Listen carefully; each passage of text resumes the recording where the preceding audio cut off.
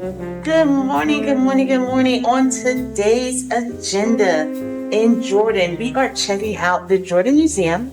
Also, we want to walk around the village of Jordan while things are open today. And they check out the Jordan House restaurant, which is a very famous restaurant we have. So stay with us.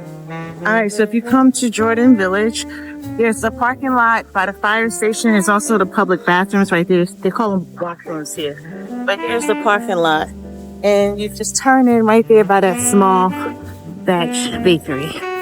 Over here, you can get your dry cleaning, buy a rug, get your hair done at the local barber, some dog grooming, and buy a snack at the bakery.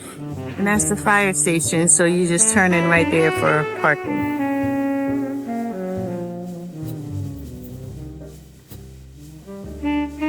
Try to pet him, he's a therapy dog. Let him smell you. Put your hand out. Let him smell you. Let him smell you? He likes to smell. It's cute. Hey, Cooper. You say thank you? Thank you. Well, The dog's name is Cooper, you said? You did well. Okay. Have you pet other dogs before? Not really. Cooper. I have touched some. Oh, he's sitting. Thank you. Oh, look. Good. Other. Want to shake the dog's hand? Take the paws there. Sit. Down. Down. You won't go down on the side of the tree, right? You don't have a tree. No.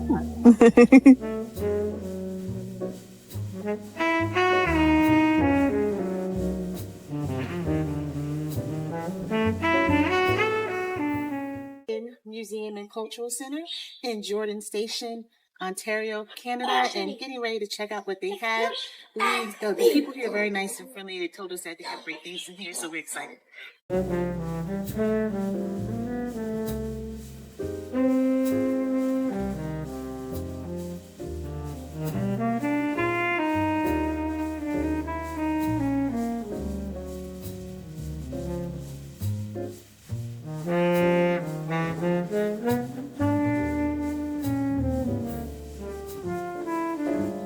It was built in, what date is that? 1859. So that was a very, very long time ago. And it was built here, and children all over the area would walk to school because this was before cars. So they'd get up in the morning and they'd do their chores and they'd work really hard. And then they would come over to this school where they would learn things like reading and writing and math, just like you do now today. The schools back then were a little bit different. And when we go inside, you're going to see why. Now, in 1859, when the schoolhouse was built, it was replacing an earlier schoolhouse that burnt down. And that schoolhouse was made of wood and it had no windows. So do you think it'd be a really nice place to go to school? No, it was dark and it was cold. It was pretty awful. So in the 1840s, the government of Canada, that's the country we're in, made education reforms so that the schools were a lot nicer for kids. So they used their backpacks and their lunch boxes, but they didn't have lunch bags like we did now. They probably brought their school lunch in baskets. There was no plastic, so they would have used glass jars and things like that. Now, this cloakroom was really important because part of those school reforms is that hygiene was super important. Do you guys know what hygiene means? Yeah, hygiene means like washing your hands and things. And a lot of kids back then didn't have shoes. So when they came inside, they had to also wash their feet, right? So that they didn't bring their dirty feet into the classroom. Now, in 1859, it was very important that girls and boys were separate. So boys went through this door and girls went through this door, and they stayed on the right side of the classroom. So girls always stayed on this side and boys always stayed on this side. Wow. So if you want, you can choose whatever door you want, because we are now in 2024. Yeah. Oh my God. Look at that. Yeah. As you guys are walking in, take a look. Oh my goodness. I want it to look just like this. Yeah. As you guys. And the school teacher back then was only 18 herself. How hard it would be for her to teach almost 60 children who are aged 7 to 18. And back then, in your school, do you have different grades? Like 1, 2, 3, 4, 5, 6, 7, etc. only had 4 grades. And kids didn't graduate at the end of the year like we do now. When they finished their coursework is when they moved up to the next grade. And the questions were really, really hard. So you can imagine Ms. Wellstead, that's our school mistress, she's 18, and she has to take care of 60 kids. So there was a couple of really important things that she had. The first was this teaching platform that gave her an authority. It's like a stage so everybody could see her and listen to her. Mom, do you think that teaching platform would help you? Yeah. No, really? And then the other thing, guys, if you stand up and walk to the back of the classroom. Do you see that the floor is on uneven. a slab? Oh, goodness. Yes. Yes, it is. Kind of like a movie theater. Yep. So that way, the teacher standing at the front of the room can see all the kids in the back, and all the kids in the back could see the teacher at the front of the room. Now, let's look at the rules.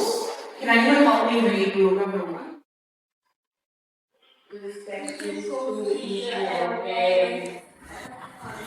Yeah. Miss Wellstead had to be strict. Yes. Because there was so many children here. And back then punishments were a little bit different. What might happen to you if you got in trouble at your school? You have to take an in-school detention. So if you got in trouble at school, Miss Wellstead would take a piece of chalk and draw a circle on the board.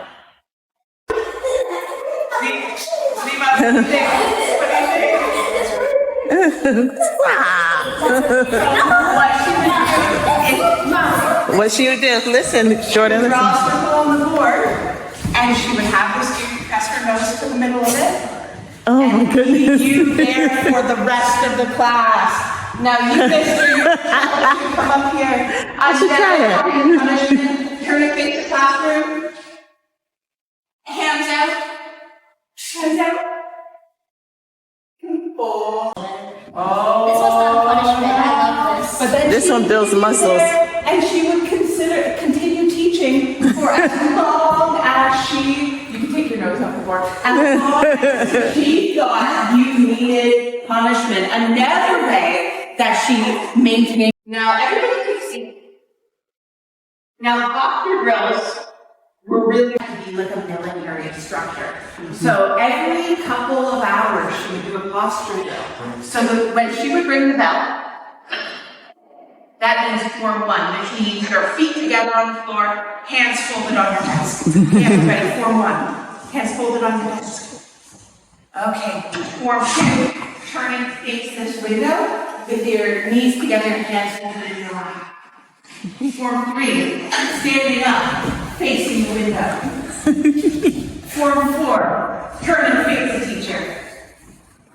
And when I'm ready, I'll say, you can be seated, and you say, thank you, ma'am. Thank you. And then I have another one somewhere here.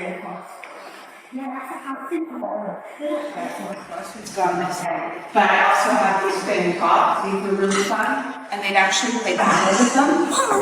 To try to knock. Oh, I had that game when I was young. The one you just used there, yeah. No way. You want to try the spinning tops? Spinning tops, yeah. Okay, so this is, I remember these things. Now, so our school's a little bit different than yours, but we have. We do too. It's right over there in the corner. Do you guys have science class in your school? No. You don't have science class? Oh, okay. We have science class.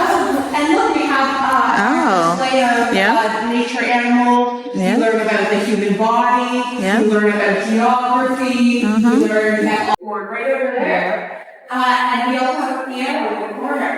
Do you guys? We have our mathematics right over here. You can see that they're quite a lot harder than this. Wow. What grade are you in? Okay, that then Mom didn't have a meeting one. Okay, so this one about grade form 2, because we form 9.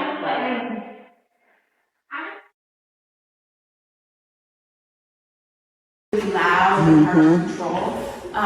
So most of the teachers didn't last very long, guys. Sure.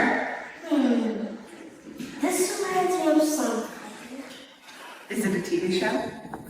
Thinking Little House on the Prairie. Yep, I know what you're talking about. I know. Yep. So these front, I know what you're talking about. are these just benches? Because they don't have a desk in front of them. Yeah, so if there was overflow, the kids would just work on their Okay. laps. Okay. And when there was 60 kids in the room, we would have kids everywhere. They'd be kneeling and working on the platform, they'd work in the windows. Okay. Margaret's like, I can't imagine. I taught in Africa, so I get it. Because their setup was similar. They didn't have that in the middle. It's just too hot in Africa for a heater. But they had, this was like a little bit longer, so it was 3 to a desk. Yeah, and the little ones would sit to the desk. But I mean, the bigger ones you'd never be able to fit. Yeah. This is really neat. Yeah, one of my favorite parts of the room is you can see that poster there, the physiology of tobacco, showing the damage it does to the human body. Even in 1908, they knew. But part of those education reforms that really improved the lives of school children are these like big whitewashed walls and the big windows to let in a breeze. Yeah. And they even thought about which direction the winter wind would come. So they put the door over here rather than over here to keep the cold air out. They have the wood stove to keep things warm, and the teacher would sometimes make soup on there for the kids. Okay, that's neat. And all the kids would bring a vegetable or something from their farm to add to the soup. And dry their mittens over the fire. Well, you know, Pennsylvania, it's freezing. Yeah. So they really were emphasizing truth, beauty, and hygiene. So they thought that if you educated your children and showed them beautiful things, you can see their statues and things, that you would end up with citizens who would contribute to the culture. Very nice. But you know, even if you see like by 4, and many of them even on picture day, which was, you know, a massive, very important date for them. Yeah. They don't have shoes on. Oh, wow. Yep. This is taken outside this building, right? Like right up. Yeah, that's the 1908 class. Wow. You got a mathematician over here? This is really neat. We got to get pictures in here, guys. Yeah, we have a ton of Ontario readers. So here's one of the originals. Right, and we've just scanned and copied every pages, and then that's just hockey tape. Wow. Yeah. Right? It's Yeah, it's really neat. 14 cents. 14 cents about that in history. Yeah. I saw Queen Victoria, right? Queen Victoria, and this we have it set up to 1908. So it's King Edward. King Edward, okay. So that's his mother over there Yeah. who would have recently died. Okay. So yeah, the references to the empire are still very much present in the everyday lives of the school children. Okay. And again, that's part of those education reforms. You'll see in the last meeting of the 1908 class, many of the students were German. Yeah.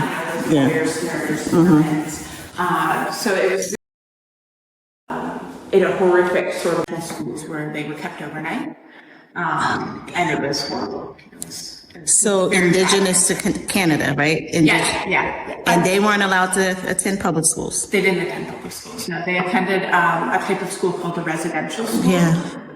Which was a school where they were often taken very far from their community. So if a child was born in Northern Ontario, they'd be sent to a residential school in Southern Ontario so that their family wasn't able to access them. And then they were exposed to horrific abuses. They weren't allowed to speak their language. They weren't taught much, despite the fact that it was a government curriculum. Yeah. And unfortunately, the schools were run with the churches, so you can imagine the type of abuses that were there. So a lot of information about residential schools has come to light in the last 5 years when they found burial sites at many of the major ones. Oh, wow. Yeah. Wow. Sort of this loving people, but all the horrific things that happened in the States happened here as well. Yeah. And sometimes for much longer. The last residential school didn't close until the 80s or 90s. 1990s, yeah. Wow. Wow. Okay.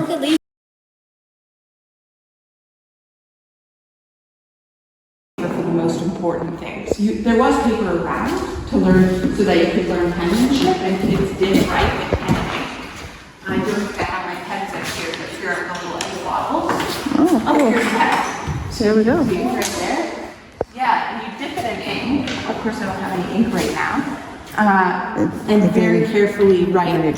So paper was so expensive we didn't have any, but there's a lot of paper we use in school. Paper towel, and what do we use in the bathroom? Toilet paper. So we didn't have toilet paper either, and you look around into a bathroom. So where the kids went is behind the school. There was a hole in the ground called one holer, and the teacher would come and she'd nail a catalog, like a book, to the side of the one holer, and the students would have to go out there and use a page from the catalog. Oh my. Yeah, because toilet paper was too expensive. Oh my. I know. I'm staying as a scientist as a kid. I'm not gonna go in this time in the time machine. I'm not going in this day. I'm never going in this day.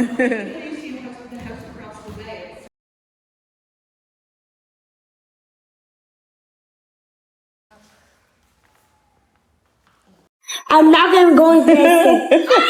Like that day. Yeah, no. All that for toilet paper. Once you say Foundations of what used to be an old church, okay. which is why we have a grave. That's a real graveyard? Yeah. Oh my goodness. So all the yeah. Oh, like, yeah. You gotta think about that. and whatnot are facing east. So Okay. if you walked around to the other side, you'd see them. Okay. But a man named Jacob Fry and his wife, Elizabeth Wismer. Now, they were refugees, and they were coming up from the United States, Pennsylvania, in fact, in a Conestoga wagon, just like this one. Okay. Now, the reason they had to leave is things were getting a little hairy for not fight in war at all. So they were pacifists. So with what's happening in the States a little earlier to this, so we have the revolution, we have the Civil War, things were really uncomfortable for them because they said, no, we're not going to fight. And all of their neighbors thought they were on the other side. So they decided they were going to leave and come up to Canada where they could pay a small fee to the government to avoid military service. So they didn't have to fight in any wars. And they came up in a wagon just like that one. And that wagon was filled to the top. So seeds to plant their farm, water, clothing, blankets, cooking tools. And unlike what you see on TV, they did not ride it carrying her two babies. What? So they didn't ride in the wagon? I'm sorry. They didn't ride in the wagon. She had to walk. A little house on the prairie been lying. The journey took about 6 weeks and it was uncomfortable. Yeah. So they were pretty excited when they landed in Canada and they were able to build this house. But kiddos, we have a couple of really special rules for this house. Okay, because listen. take a look at this date, Yeah, 1815. it's old. That is over 200 years ago. So everything in this house is 200 years old. So it's very important. We have two rules. So the first one is museum hands. What do you think museum hands might mean? Don't touch anything. Don't touch anything. Because what might happen if you touch something? Break. It could break. And can I go to the grocery store and get something 200 years old? No. No! If it breaks, it's gone forever. Oh, that's huge. And That's this so kitchen is a little bit different than the kitchen in your own house. And that's because in 1815, there was no electricity. So let's think about all the things in your kitchen made of electricity. Everything. So what runs in your kitchen off a lot of kitchens, are not in here, is stools or chairs. Do you guys have stools or chairs in your kitchen? Yes. Yeah, and that's because nowadays kitchens Jordan, are come over places here. where we get together and we hang out with each other. But in the olden days, so the first thing she did before she lit the fire, though, is get her skirt soaking wet. Oh, yeah. Now, why do you think Elizabeth would have wanted her skirt to be wet before cooking over the fire? So it doesn't catch fire? Yeah, so it doesn't catch fire. Big spoons. So why do you think they So you just want to feel? What is this? Sugar. It's Sugar. So it's a crystal easier for shipping because we didn't grow sugar in Canada at that time. Oh. And we know they had sugar because they have these fancy sugar colors. Yep. So this is the last part of the kitchen, and this is where all of the water activities in the house happened. Okay. So think about all the things we use for. What do you think I might be doing in here? beating dough. Beating. Dough. What's inside of there? That's not dough. what? Oh, it's a clothes wash. It's a laundry machine. Neck. Oh boy. And then reach up with your hands and grab the back of that. There you go. All right. Is it heavy? So every day the little boys would go down to the well or go down to the creek to collect water for their family. And have you guys ever carried groceries in for your mom? Yeah. It doesn't even have the water in it, and they would have to walk from pretty far away to get their water. Build your muscles on that. Oh, I'm not going. Water's heavy. Because your brother thinks Gotta he's add strong. another It's because 10 your brother pounds. thinks he's strong. Yeah, you are pretty strong, I'm sure. What do you think, Margaret? Look at me. Take They would Mama. get pretty heavy, especially after all the trips you'd have. Electricity, how'd you light your house? Candles. And back then, candles weren't made out of beeswax or candle wax. Nowadays, we make them out of soy wax or oil products. Back then, they were made out of lard. Did you guys? Now, in the kitchen, you guys can sit on these benches if you want, but not on the chairs, okay? If the kitchen was all about working, because they eat their food, and little girl, like an 11, 12, 13. Look at Lydia. Look how s- is. Look at this thing she do. Wow. This was made by a girl named EF. Really, really skilled work. So you see Elizabeth's is a little more simpler, yeah. So she might have made the fabric. Like but embroidery. maybe not. The bedroom. The bedroom. Very So this tiny is where room. Jacob and Elizabeth slept. And also in this room, any kid under the age of 8. So who here is Oh my under 8? goodness. Just you. So you'd still be in the room with mom. And the kids slept on this bed that pulled out underneath called a trundle bed. And babies slept in a cradle. And then after the age of 8, you were kicked upstairs. But no, there was just 3. And that's really important because beds, the blankets and the mattress cost as much as the family's best cow. So you had a choice to make. You could either have a bed for everybody, or you could have a cow. Yeah. And let's think about all the things a cow might do for you. What do we use a cow for? Yeah. Infinite milk source. Food, milk, and then the cow can work on the farm and pull plows. The cow, when it dies, we can eat its meat.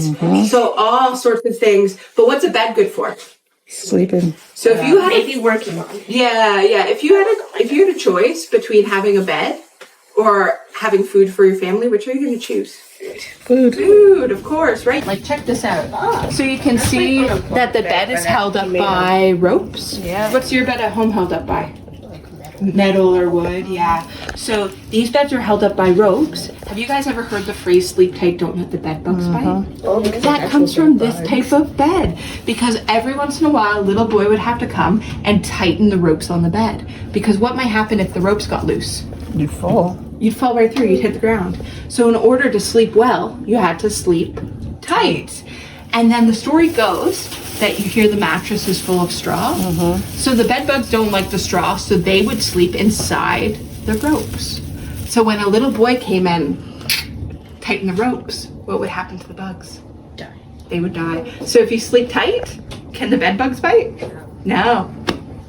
Now, so she would have had this on her body all the time. This was her underwear. So she would have had this on day and night. She would never take it off. And then like another. Called a petticoat. And this was to make... And then like another. Exactly. Skirt, and then like a jacket, and then a bonnet. Exactly. And this skirt had a couple purposes because she only probably had 2 or 3 outer clothes. Heavy skirt right here. Really heavy all the way to the floor. Right? And then the apron would protect her skirt, cover her scandalous. She would have a bonnet to cover her hair. Now your friend Sable started doing the farm. They built this addition. Now take a look at the difference. Oh, yeah, the floor is much better. Yeah, so you can see that this floor is a lot newer because it's an addition to the house. And if you look close, junior archaeologists, do you see that there's a very faint line here? Do you see that? It's where a wall used to be, and you can see there's 2 doors. So one of the rooms was used for a bedroom for Jacob and Elizabeth, and the other room was probably used as a sitting room for them to bring their own friends over. Okay. So kind of like an in-law suite. Do any of your friends have their grandparents living with them? Our Arm in the Night neighbors do. Yeah. So a lot of times families will have their grandparents, in addition to being a farmer, was a weaver. And here's an advertisement from 1836. that says Samuel Frey informs inhabitants of Niagara District, Niagara is where we are, that he can weave all kinds of plain and fancy coverlets and diapers. Not cotton. Cotton comes from a plant. This comes from an animal.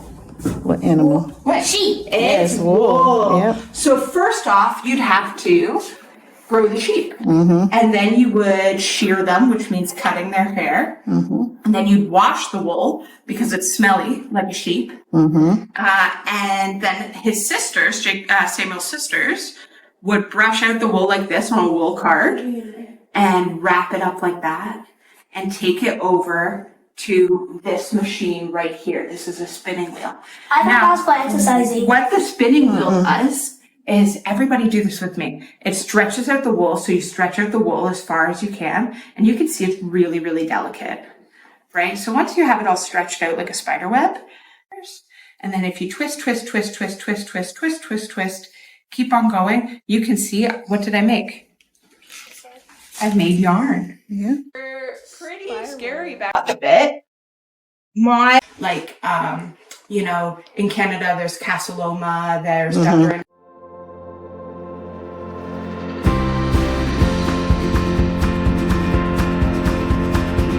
Winding roads through orchards where stories intertwine, our ancestors' footprints in every row and line. The laughter of the children echoes in the air. In Jordan Village, love is always there. We honor the artisans with their careful hands, crafting a legacy that in our hearts still stand. From the vineyards near the lakes, we toast to Lincoln pride. Oh, come on, gather! Our roots run deep in soils where history can't hide.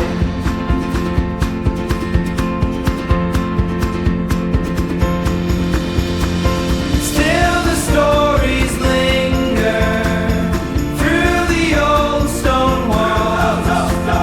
Still the stories linger in every street and hall.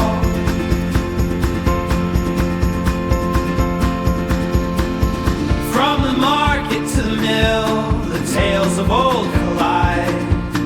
Echoes of our fathers, ancient orchards bear the fruit of traditions we abide.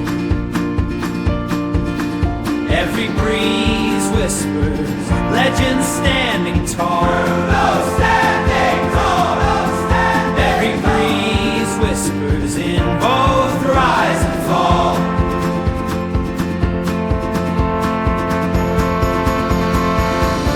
In Jordan Village, where vineyards meet the sky, timeless as the seasons, our spirits reach up high.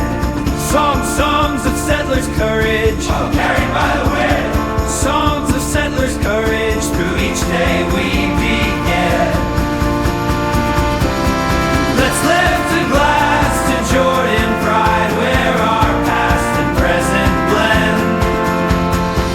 By the river's edge we walk, memories in our stride, bridging generations, hearts open wide. In the fields of gold we stand, in the fields of gold we stand, for the past call. Craftsmen's hands, they built this place with love and care. With every stone laid bare, there'll every be a stonery when every don't lock care. Stories so lay with me, we whisper list, there's a list upon them. And I knew a folly crave thick on the crave. Things are folly in these there. For sure, we're rigid, the sweet thing pride we start.